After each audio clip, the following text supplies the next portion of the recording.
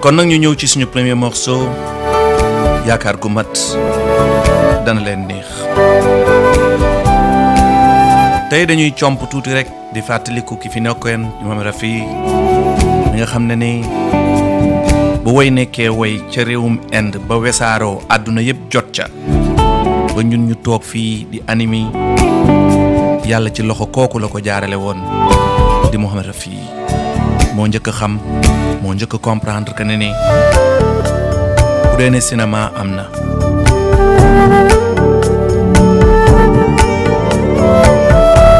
bi cinéma amee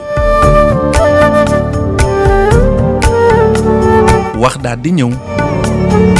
à l'époque cinéma image rek ngay gis doo gis wax doo dégg ay way bi wax ñëwee way ñëw kooko njëkk a comprendre que ne nit mën na woyal nit en playback jël caractère nit ki jël personnalité am jël voix am ba kay seetaan yaakaar ne kii mooy woy Mouhamed Rafi moo njëkk xam loolu njëkk koo comprendre wax ko te jëf ko wone ñëpp d'accord ca ñu am ay éléments yu bari tey ñu am yuy dëggal loolu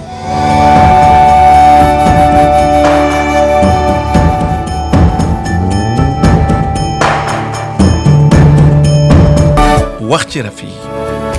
da ngay ut sax ay alphase ay kàddu yooyu mën a utiliser pour mu mën a tolloo ak valeur bi ngay waxee ci jëmm jooju nga xam ne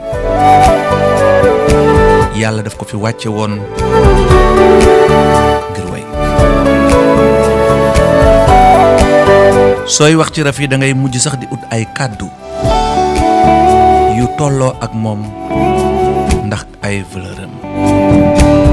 ña amoon sens yàlla may leen ñu gis ko fekke ko dund ak moom ci jamono am nañ ci ay éléments yu bari yoo xam ne nañ ci comp tuuti dëgtal leen ko tey ci suñu émission su ci xajulee aussi parce que mois bi yëpp moom lañ koy jagleel bu soobee yàlla bu ñu yàlla mayee kàttan keeg tat gi toujours danañ ko jox première partie bi lu ci xajul rek ñu koj ko ci beneen semaine bi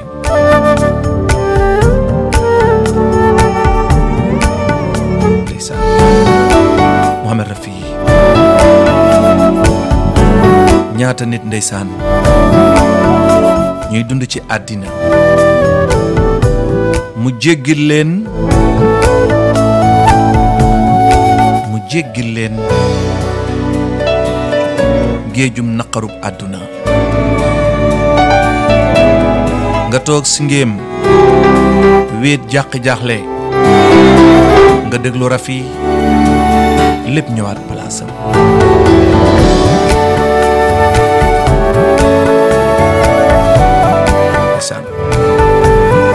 maa ngi fàttaliku fi may dooree tey damay comp rek ci li may jege sama xel sama xol ma di ko indi di ko partager ak yéen 1971 bi Sima ñëwee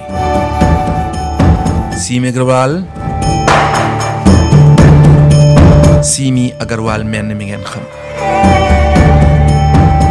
miy def émission bu mag boobu di rendez-vous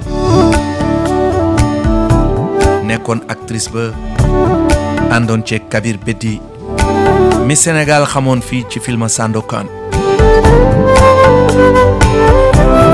ma di fàttaliku ca film Sima àddunaa ni demee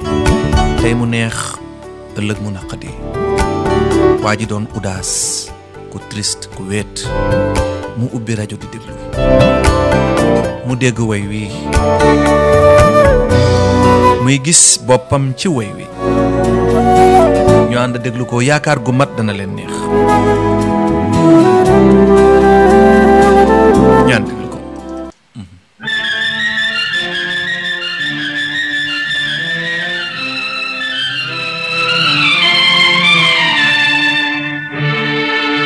ma berndeel ko ñiy jooy te kenn déggu leen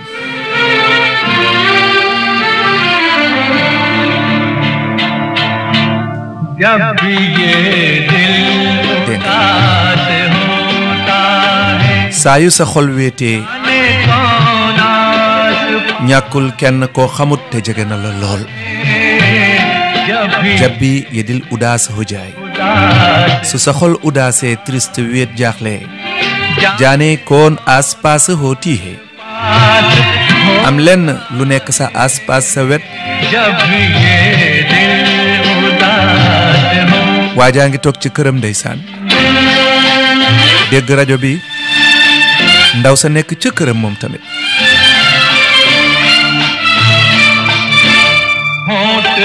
mu ne hóot gémmiñ ay tuñ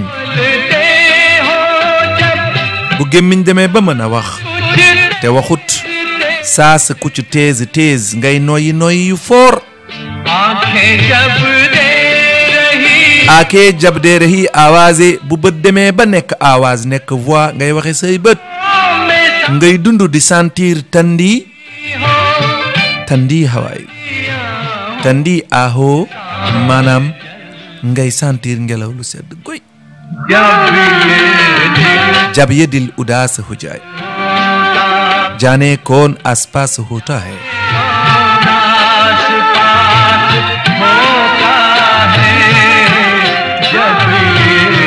ma ci nuyu sama xarit sama doomu ndey Assane Ndiaye le roi du playback mi nga xam ne ni moom ma mayoon sama chance ma découvrir way wi ndeysaan bi ma koy njëkk a dégg Assane Ndiaye moo ko interprété woon ci benn soirée bu El Hadj Bey organisé woon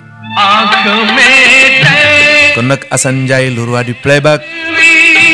duñ la mës a fàtte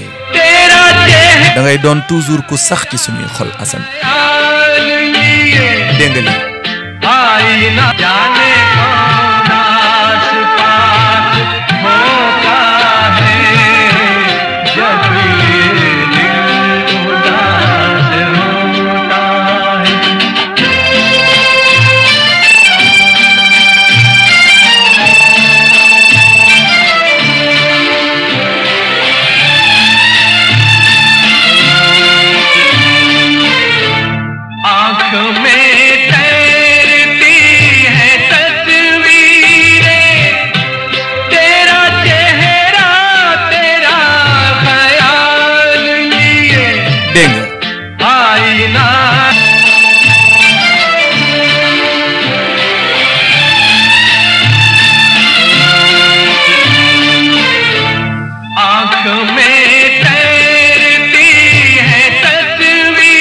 su ma nee samay bët xoj sa taswir lay gis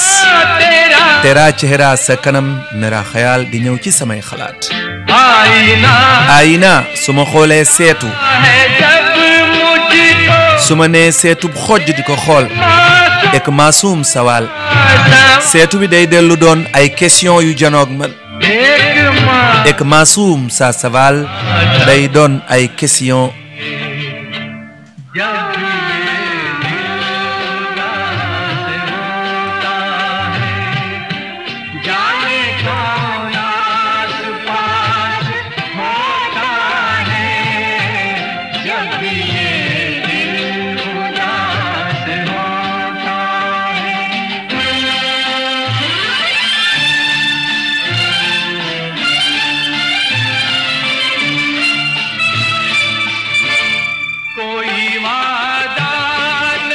mu ne koy waada नहीं लेकर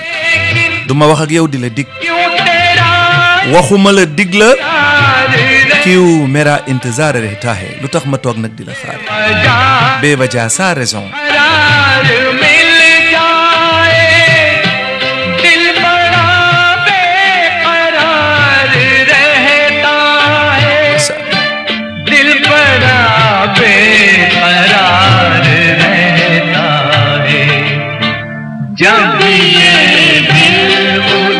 जब ये दिल उदास हो जाए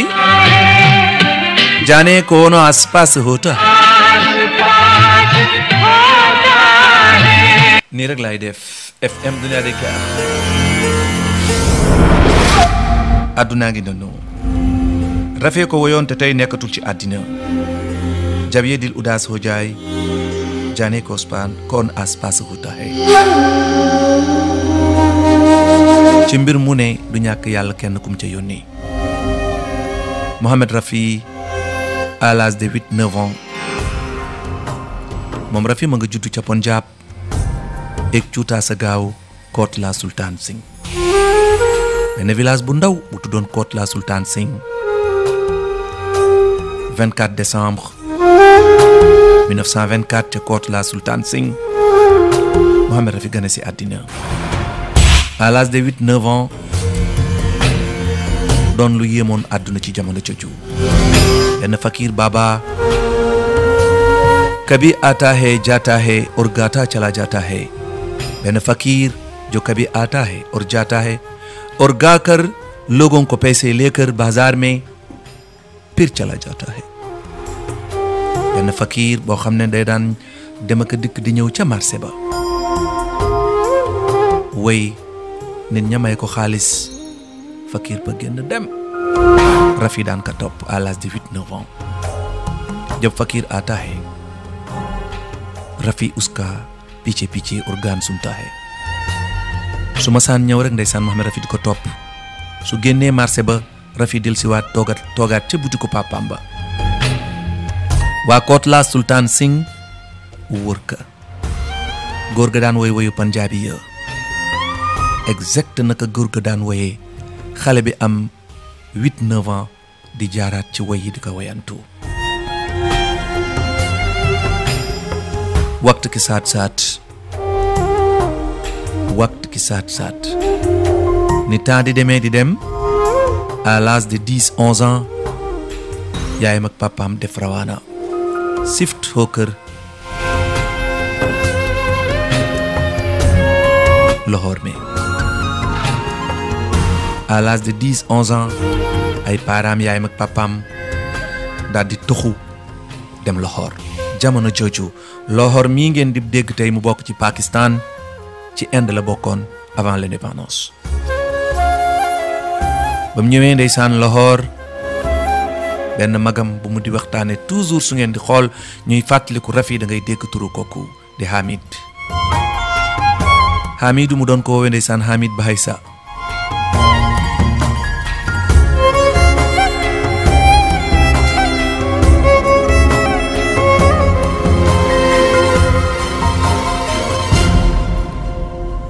xaritu magam boobu ndeysaan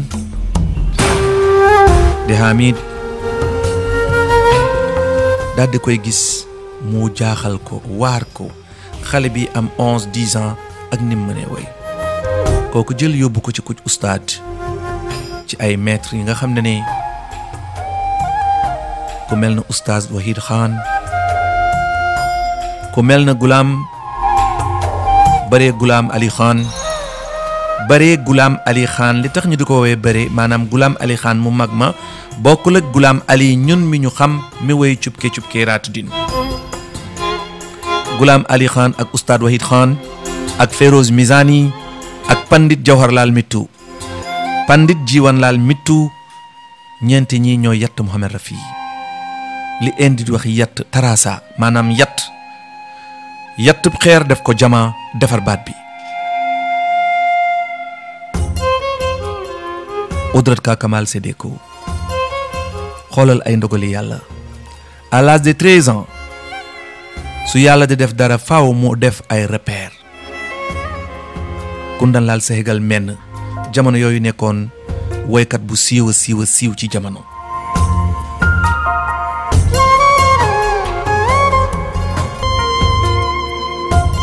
Kundan Lal ñëw Lahore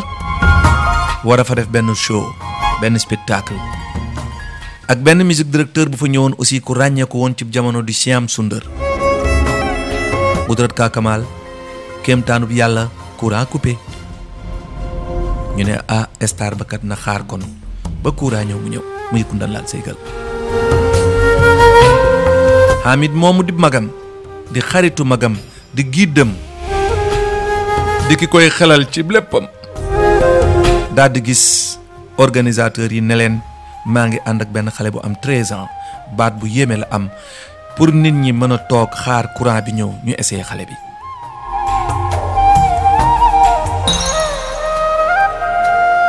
Rafi di way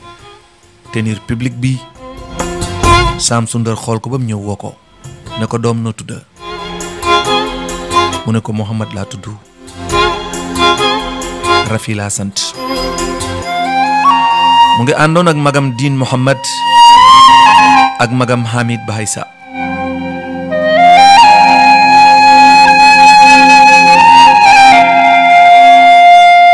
ci même mama kooku woo ko ci groupe am di Siam Sundar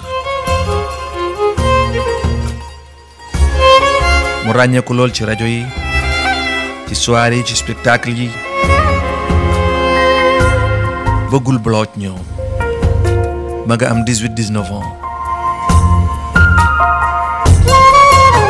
benn film Punjabi bu tuddoon Gul Bloch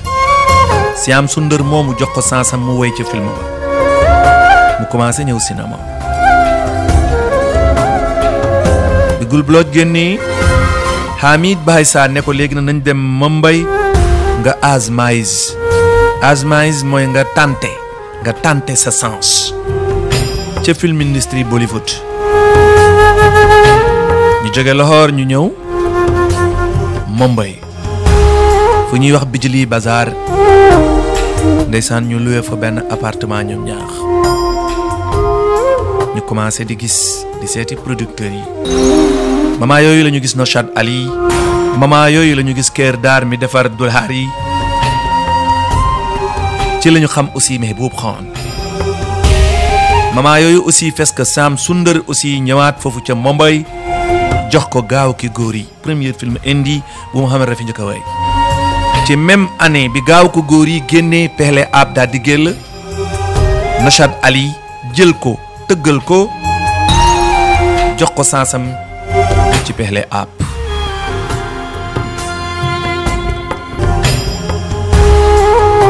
mu woy fa yaar Kirdar bi nekk ci Pehle Aap Ham Hindustan mu àndoon ceek GM Durrani mu neex lool Naushad Sahab jox ko Pehle Aap waaye ñun fii Sénégal ñu njëkk koo dégg ci Mangla film Dil Mein Chupa Ke Pyar Ka Tufaan Le Chale ñu ànd déglu ko may ko mag ñëpp ñi nga xam ne ñu ngi dundoon te fekke démb te xam kuy Rafi te bëgg ko lool ñun ñëpp ñu àndandoo teewlu ci loolu Dil Mein Chupa Ke Pyar Ka Tufaan Le Chale ñool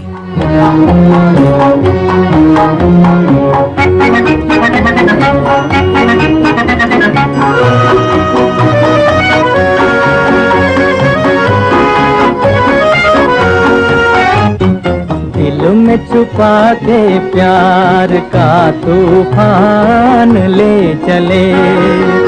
हम आज अपनी मौत का सामान ले चले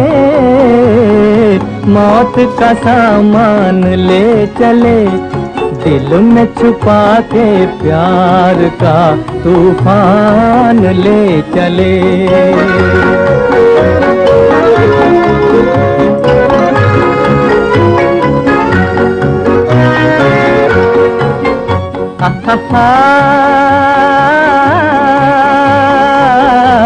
मिटता है कौन देखिए उल्फत की राह में उल्फत की राह में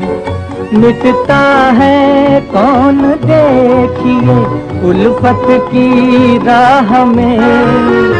बोले चले हैं आन तो हम जान ले चले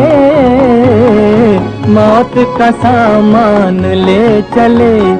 दिल में छुपा के प्यार का तूफान ले चले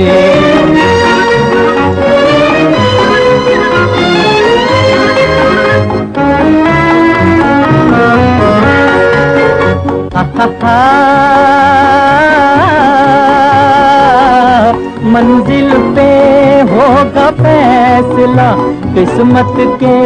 खेल का किस्मत के खेल का मंजिल पे होगा फैसला किस्मत के खेल का कर दे जो दिल का खून वो मेहमान ले चले मौत का सामान ले तूफान ले दिल में छुपा के प्यार का तूफान ले चले आज मन बोon bëgg mbëggeel ci sama biir xol प्यार का तूफान ले चले doolub tampetuk mbëggeel di génne ni ma la bëggee mootu ka saamaan le cale mu mel ne bagage bi ma yeb mooy sama moot di sama dee प्यार का तूफान ले चले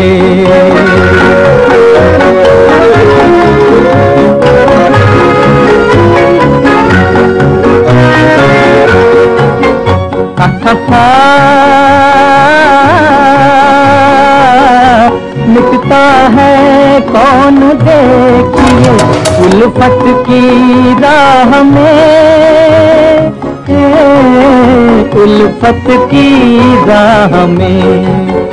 मिटता है कौन देखिए उल्फत की राह में बोले चले हैं आन तो हम जान ले चले मौत का सामान ले चले दिल में छुपा के प्यार का तूफान ले चले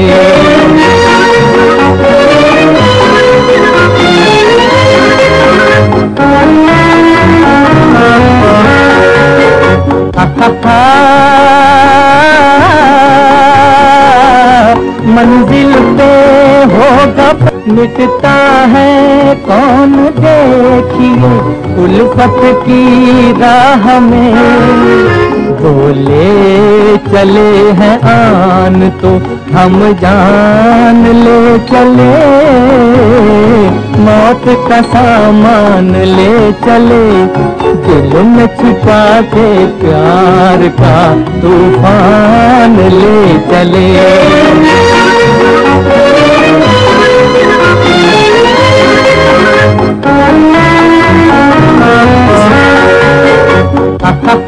ndeysaan woy bi ci film bi mooy film indo bi njëkk a ñëw Sénégal dégg ngeen film bi njëkk a ñëw Sénégal tuddoon Mangala film bi turam dëggantaan di aan woy bi ca la bokk ki ko bindal woy wi defaral ko di Sakil Badawni ko bind ki ko tëgg musique di Noshad Ali Noshad bokkoon ci ñu ko gën a jóge ndeysaan muy expliquer benn waay मौत का सामान ले चले ndeysaan Noshad Ali Sahab ndeysaan di expliquer benn waay bu ñu waroon a pendre waa ji ñu war ko pendre am lu mu defoon yoon war ko rey ndeysaan ba ñu yóbboo waa ji dëggantaana pour ñu ñuy déglu gën a mën a comprendre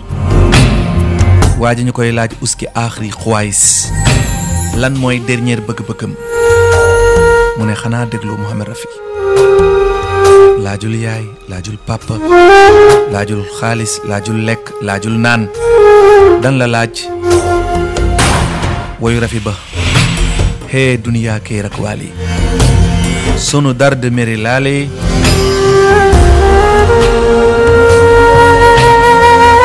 ñu teewlu Noshad Ali muy def témoignage boobu ndeysaan ci Rafi ni ko nit ñi bëggee woon ni ko fans yi bëggee woon fépp la woon du fii rek Sénégal kiy génn àddina ñu koy laaj lan mooy sa dernier bëgg-bëgg loo bëgg a dégg mu ne woy bi kon ñu déglu Noshad Ali mi gënoon jege Rama Rafi di ko wax ñu teg woy wi Noshad एक अखबार में एक खबर पढ़ी मैंने ma liir ci journaux yi benn xibaar ये लिखा था ñu bind ca कि किसी शहर में ki ci शहर में am na benn dëkk ci Inde paasi ka hukm huwa ku ñu àtte dañ lay rey और उस मुल्जिम से पूछा गया ñu laaj kooku ñu war आखिरी ख्वाहिश तुम्हारी आखिरी ख्वाहिश क्या है आखिरी इच्छा आखिरी इच्छा lan mooy sa bëgg-bëgg koy gis ku kaawge looy lekk looy naan फिर पूछा गया कोई आखिरी तमन्ना koy आखिर tam lan nga mujj di bëgg bool ne la ga benn bëgg-bëgg laa am क्या lan मुझे वो फांसी से पहले वो balaa ñu ma pendre naa dégg ओ दुनिया के है रखवाले दुनिया के रखवाले sunu dard mere laale kiy dégg sama naqar ndeysaan तो फांसी घर में ऐसा ही किया गया ñu andil ko tape recorder में tape recorder maanaam benn magnétophone enregistrement आया गया ñu tegal ko और loolu आखिर में उसको फांसी पर आखिर में लटका उसका दिया paasi palat kadiya ñu ànd teg loolu ànd indi pour ñu dégg indi déggal ko seen bopp ñu bàyyi nag woy wi dem 20 दिन रिहर्सल की dégg nga और मैंने ये कोशिश की कि रफी साहब की आवाज की रेंज उनकी बुलंदी ndeysaan के तार सप्तक तक कहाँ तक आवाज जा सकती है fii lu mu tëjee woy wi mu ne quelques bis din après 20 jours mu tëggaat woy wi moom Nochaat woowaat Rafi waaye na ko Rafi woyewaat moo gën a neex sax na mu ko woye woon bu njëkk kon nag Dibara record kia ma arrêté waat ko deuxième fois kon ñu bàyyi dialogue bi ñu noppi और उस मुलजिम से एक अखबार में एक खबर पढ़ी मैंने जिसमें ये लिखा था कि किसी शहर में किसी को फांसी का हुक्म हुआ और उस मुलजिम से पूछा गया कि तुम्हारी आखिरी ख्वाहिश आखिरी इच्छा किसी से मिलोगे कुछ खाओगे कुछ पियोगे उसने कहा नहीं फिर पूछा गया कोई आखिरी तमन्ना तो बोलने लगा एक तमन्ना है क्या मुझे वो फांसी से पहले वो गीत सुना दिया जाए ओ दुनिया के रखवाले सुन दर्द भरे मेरे नाले जीवन अपना वापस ले ले जीवन देने वाले तो फांसी घर में ऐसा ही किया गया टेप रिकॉर्डर मंगाया गया और उसको वो गीत सुनाया गया और आखिर में उसको फांसी पर लटका दिया गया तो हुजूर अर्ज ये करना है कि उस गाने के लिए 15-20 दिन रिहर्सल की और मैंने ये कोशिश की कि रफी साहब की आवाज की रेंज उनकी बुलंदी के तार सप्तक तक कहाँ तक आवाज जा सकती है उसमें उसका मैंने इस्तेमाल किया तो ये बात काबिले जिक्र है कि एक जमाने के बाद मैंने ये गाना दोबारा रिकॉर्ड किया था और मोहम्मद रफी साहब ने जिस सुर से ये गाना पहले गाया था उससे भी 2 सुर ऊपर गए जिसके लिए मैंने ये कहा क्या उसको भी 2 सुर सदा बहार ऐ मौसीकी तो चीज है ऐसी सदा बहार मिलता है जिससे दिल को सुकून रूह को करार तो ये रात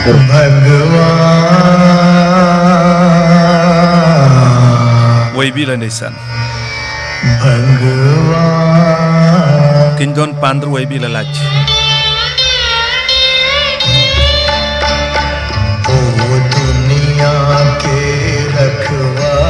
yow mi moom àddina sunu dard yow rek yaay dégg lu ma metti सुन दर्द भरे मेरे नाले ओ दुनिया के रखवाले सुन दर्द भरे मेरे नाले bi mooy bi ci concert bi version originale bi aussi mu ngi fi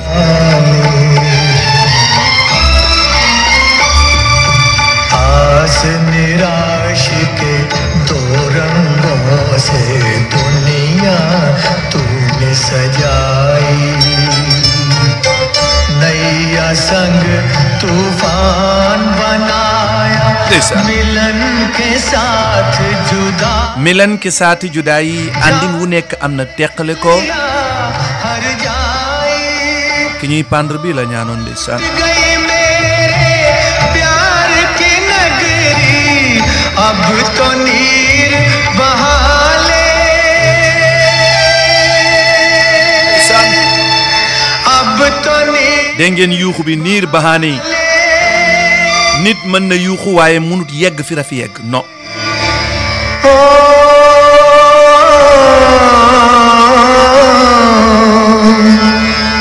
अब तो नीर बहाले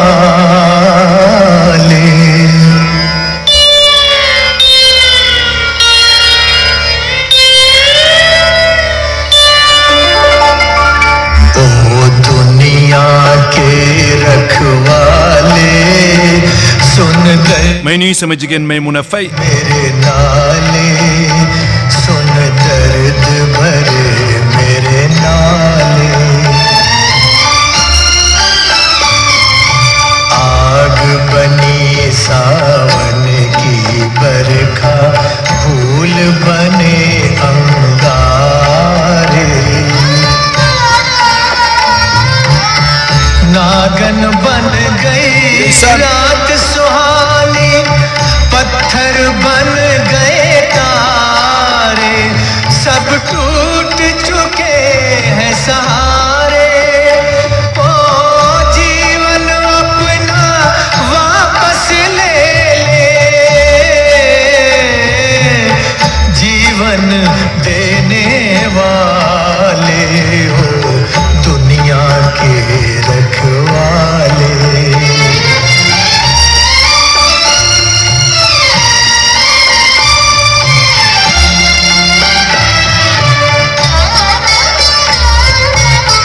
चांद को ढूंढे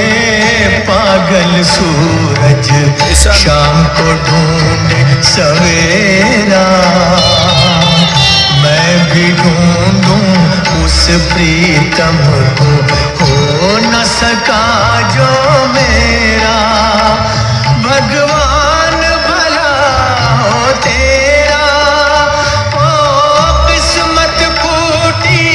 आस न टूटी पाँव में पड़ गए छाले हो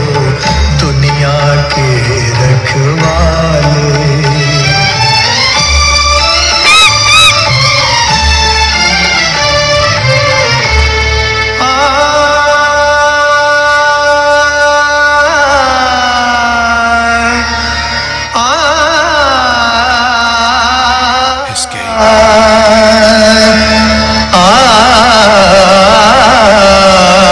ndax ci waykatu tey yi am na ku mën lii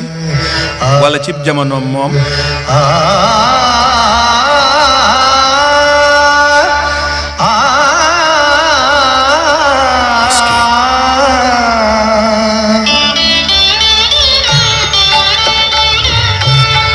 महल उदास और गलियां सोनी चुप चुप है दीवारें दिल क्या उजड़ा दुनिया उजड़ी रूठ गई है बहारें हम जीवन कैसे गुजारे ओ मंदिर गिरता फिर बन जाता दिल को कौन संभाले हो दुनिया के रखवाले सुन दर्द भरे मेरे नाले सुन दर्द भरे मेरे नाले déglu leen na muy tëjee yuuxu yi दुनिया के rakwaale bi रखवाले रखवाले रखवाले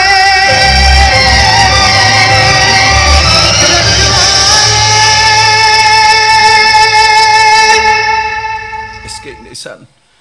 voilà ma ngoog est-ce que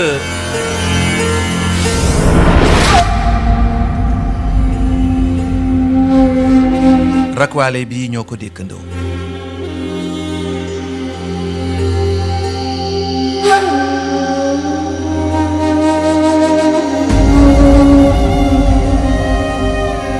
ndax tey ci teyum tey ak cib jamonoon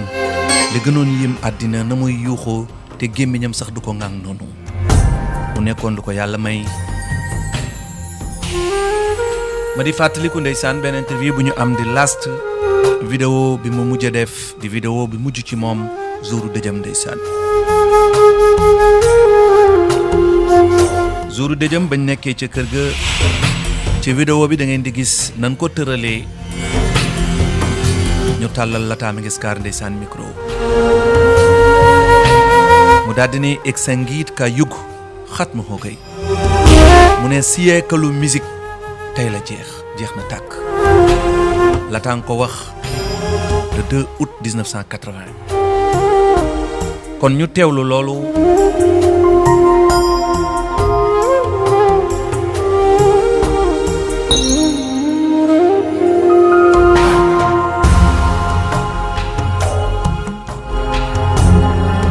bésu dëj ba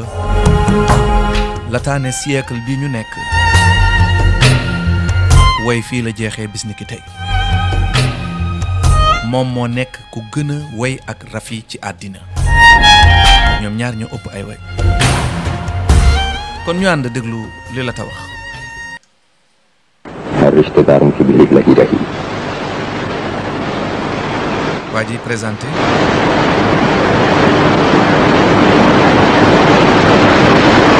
उनकी अंत्येष्टि से पहले हजारों लोगों ने अपने प्रिय गायक को mu अश्रुपूर्ण ne ko ay junni nit daal di ñëw fekkee di ko defal antim vida yi dernier tàggati ko बड़ी संख्या में फिल्म जगत के निर्माता निर्देशक ne ay réalisateur ay directeur ay filmistar ay gaay ak ay waykat मौजूद थे ñëpp mawjud ñu ngi fekkee फिल्मी दुनिया की मशहूर हस्तियों ने मोहम्मद रफी के निधन को विस्मयकारी और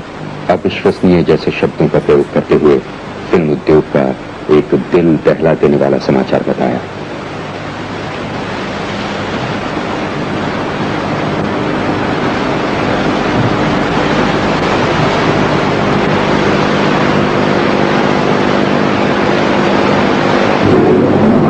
वो 30-32 साल के साथ गाते रहे हैं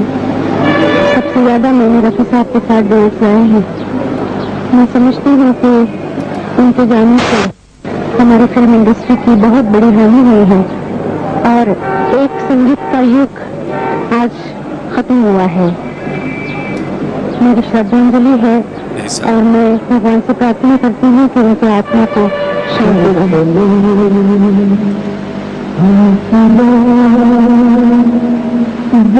बड़ी संख्या में फिल्म जगत के निर्माता निर्देशक कलाकार संगीतकार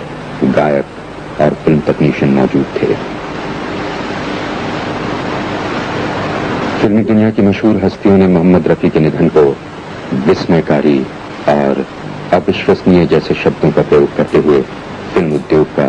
एक दिल दहला देने वाला समाचार बताया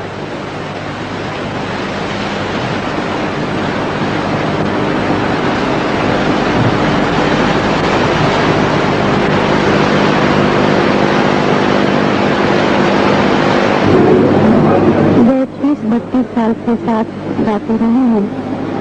सबसे ज्यादा मैंने रफी साहब के साथ डुएट गाए हैं मैं समझती हूँ कि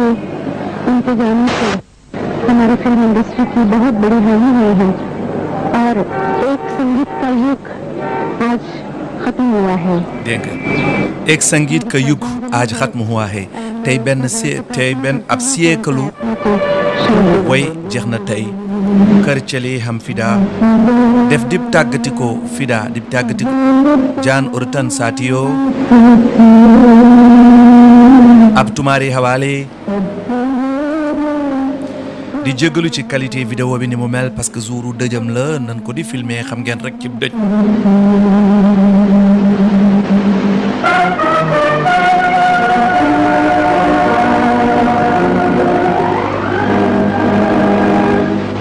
चले हम फिदा जानतम साथियों अब तुम्हारे हवाले वतन yemuñu foofu maa ngi fàttaliku Darimendre Diol may nuyu mon ami lay jëw may mun a fay Amma Fafana rawatina nag sama xarit Omar Souley Cissé ak Daba Gueye Imam Aleni bu Sénégal Daba Gueye Imam Aleni ak Daba Soli Imam Aleni bu Sénégal Punjab के कोटला सुल्तान सिंह गांव में जन्मे मोहम्मद Rafi ak ñëpp ñi nga xam ne ni bëgg nañu Darimendre Diol ñu déglu Darimendre aussi la mu wax ci interview am bañ ko laajee कुछ फिल्मों में एक्टिंग करने के बाद ci benn télévision waa ji ne ko woykat yi fi nekkoon limal ko woykat yi ay Youssou Das ay Kishore Kumar ña nekkoon ñoomit mu kees ci jamono joju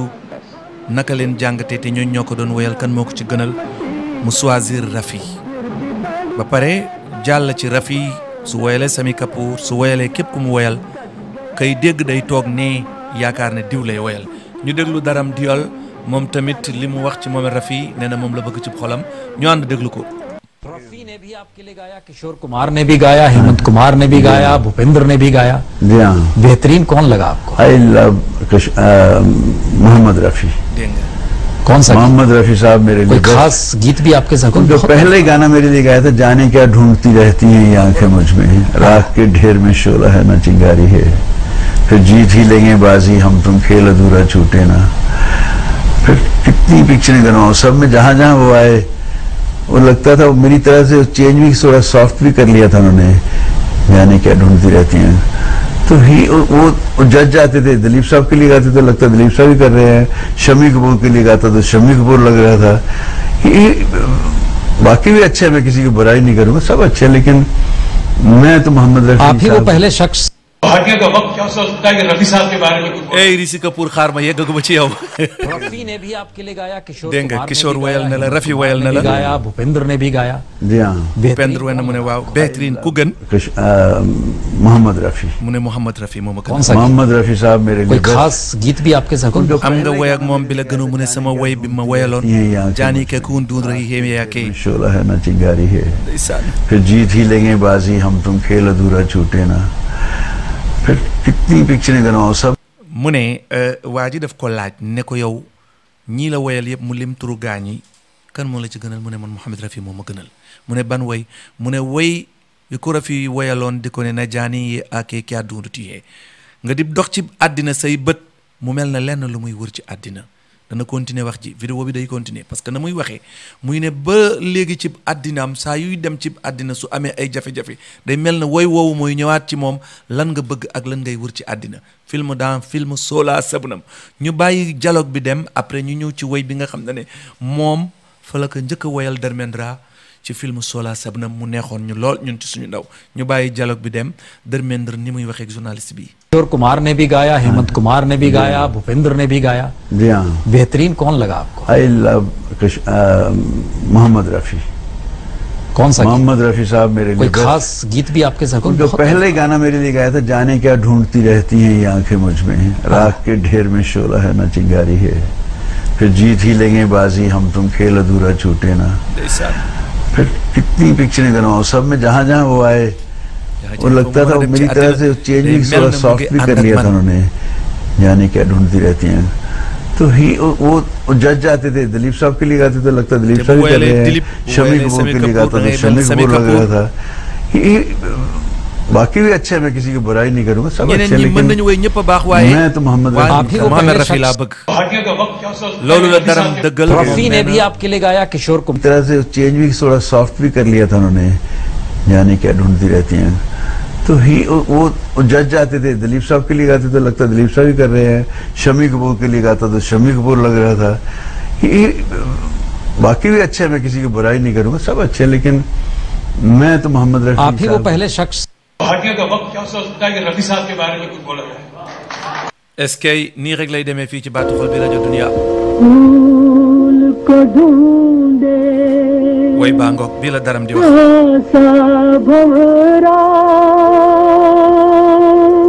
bii la njëkk a woyar Dharmendra Diol.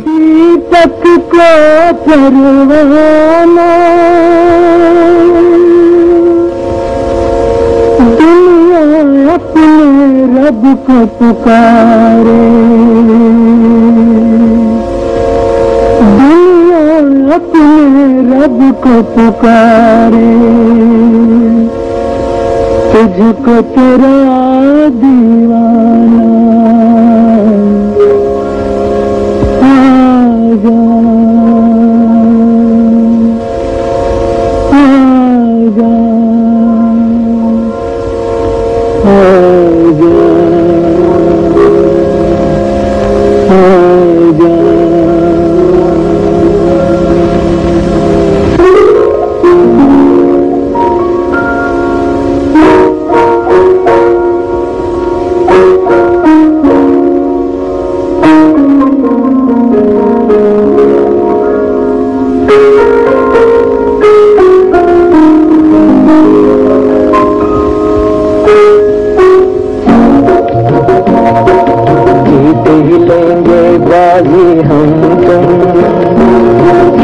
अधूरा छूटे ना, प्यार का बंधन जन्म का बंधन टूटे ना बंधन टूटे ना जीत ही लेंगे बाजी हम खेल अधूरा छूटे ना प्यार का बंधन जन्म का बंधन टूटे ना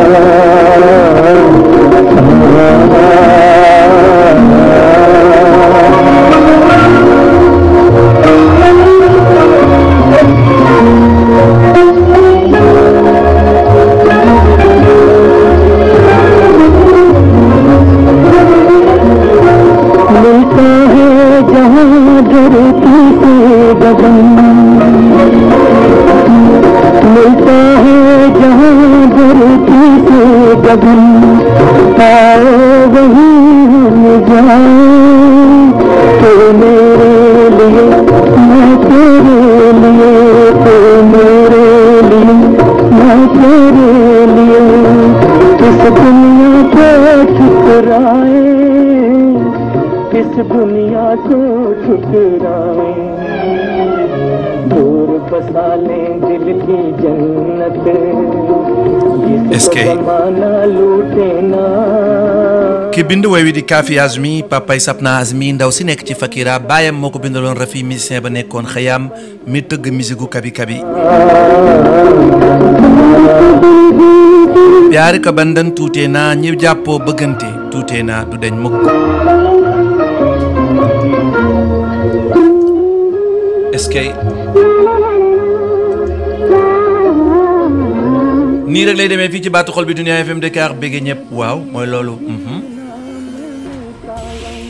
kontaan ci my baby Salifal ana Kumba Niass